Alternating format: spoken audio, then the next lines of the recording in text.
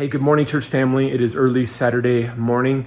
Hey, I sent you an email, a text, social media, and YouTube video yesterday letting you know that we'd been given the green light to meet at the lodge for worship and prayer, and to pray specifically over our community, and then for it to be a rally, a gathering place where we could send people out to do food distribution and to take care of some of our neighbors and some people in our church that are just in desperate need to get shoveled out.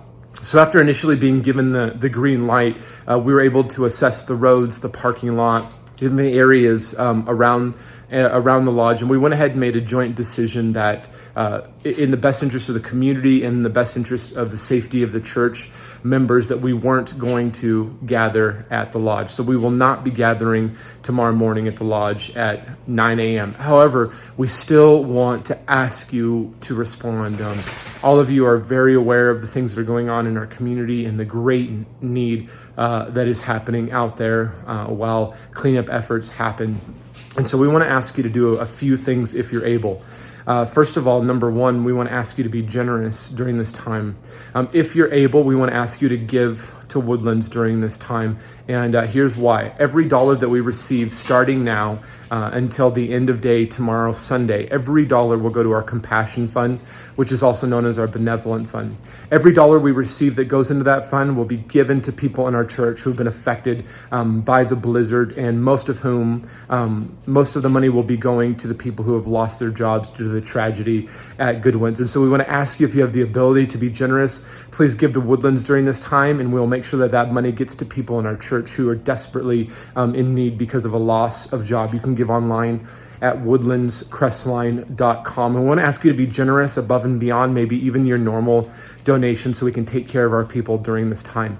The second thing you can do is, if you're able, if your road is cleared, and if you have an all-wheel drive or full-wheel drive vehicle, if you're able to, tomorrow morning at 9 a.m. at Goodwin's, there's a food distribution happening. If you can get down there will be boxed or bagged food that will then be delivered to people who are still stuck in their homes. And so if you're willing to do that, get down to Goodwin's tomorrow at 9 a.m. Multiple churches are banding together to do this. And so if you can do that, get your all-wheel drive or four-wheel drive down to Goodwin's 9 a.m. tomorrow.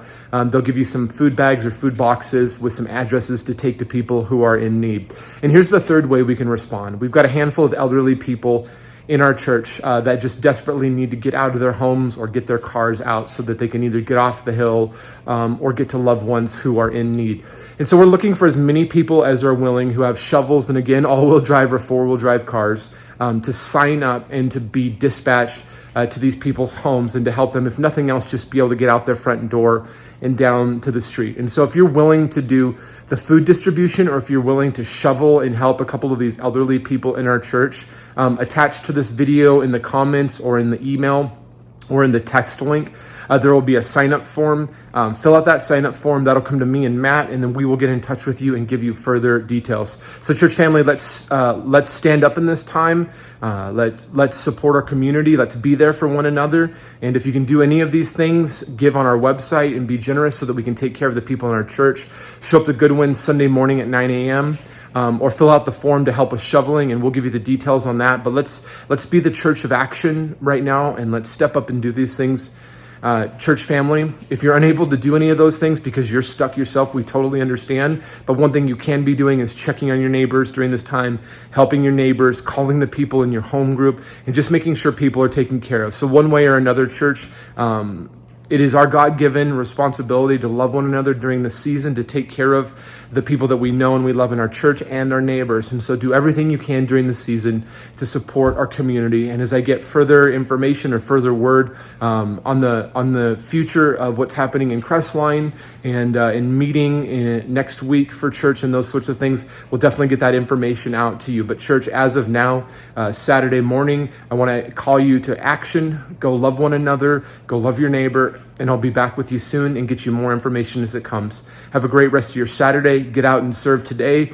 Get out and serve Sunday morning. And then I'll be back with you with more information soon.